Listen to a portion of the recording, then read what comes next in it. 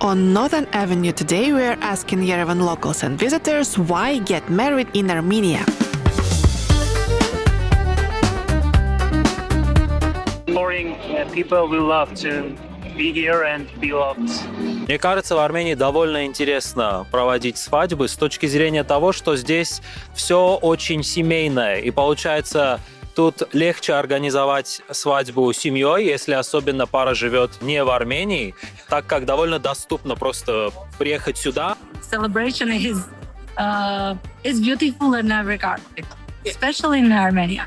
Yerevan, not Armenia, but Yerevan is a city and capital of love. Տուրիստները շատ կան Հայաստան եւ հարսանիքներ անեն եւ մնան Հայաստանում. Кто-то представляет, что на свадьбе обязательно должен быть какой-то пейзаж из гор. Или, например, что обязательно должно быть там какое-то озеро, не итальянское. Или надо сделать свадьбу в лесу, да? Или около горы Арарат.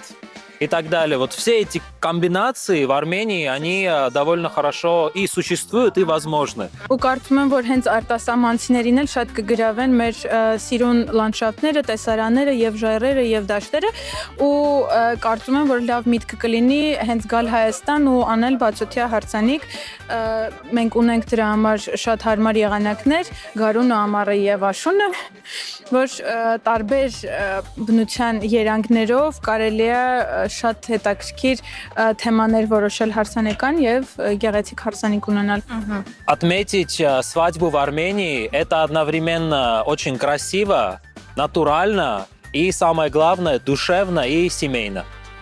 East or West, Armenia is the best.